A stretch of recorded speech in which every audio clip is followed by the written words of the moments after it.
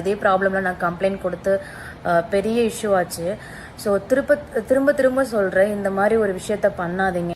Hello friends, இன்றைக்கி வீடியோவில் எதை பற்றி பார்க்க போகிறோம்னா, டிக்டாக்கில் வெடித்த ஒரு நட்சத்திரம். சினிமா கனவுகளுடன் சிலருடன் பழகி இன்று மருத்துவமனையில் சிகிச்சை பெற்று வருகிறார். யார் அவர் அப்படிங்கிறது தான் பார்க்க போகிறோம். டிக்டாக்ல கவர்ச்சி போட்டோ போட்டு தனக்கென ஒரு ரசிகர் பட்டாளமே உருவாக்கி கொண்டவர் தான் இலக்கியா.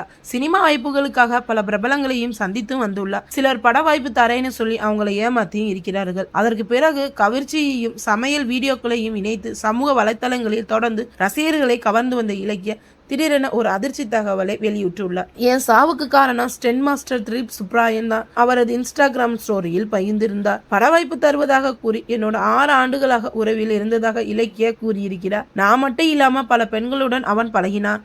இதை கேட்டா என்னை அடிப்பான், இப்படி அடித்து தான் என் மனதையும் உடைத்து விட்டான் என்கிறார்கள். இதை திலீப் சுப்ராயனின் புகைப்படத்தையும் சேர்த்து பகிர்ந்தும் இலக்கியாவின் பக்கத்தை பார்த்த ரசிகர்கள் அனைவரும் ஷாக் ஆகியுள்ளனர். அது மட்டுமல்லாமல் அளவுக்கு அதிகமான ஊட்டச்சத்து மாத்திரைகளையும் சாப்பிட்டதாகவும் இதனால் அவருக்கு மயக்கம் ஏற்பட்டு போரூர் பகுதியில் உள்ள தனியார் மருத்துவமனையில் அவசர சிகிச்சைக்காக அனுமதிக்கப்பட்டுள்ளார் என்ற தகவல்களும் வெளியாகியுள்ளது. இது தொடர்பாக இலக்கியா தனது இன்ஸ்டாகிராம் ஸ்டோரி வழியாக எல்லாமே போலி செய்தி என்று கூறியது இன்னும் குழப்பத்தை அதிகமாகியுள்ளது. அப்படி என்றால் ஸ்டென் மாஸ்டருக்கு எதிராக இலக்கியா வைத்த குற்றச்சாட்டுகள் ஏன்? அவையெல்லாம் உண்மையா? எதற்காக இன்ஸ்டாகிராமில் இப்படி ஒரு தகவலை பகிர்ந்தார் என்ற சந்தேகமும் கேள்விகளும் ரசிகர்களுக்கு ஏற்பட்டுள்ளது.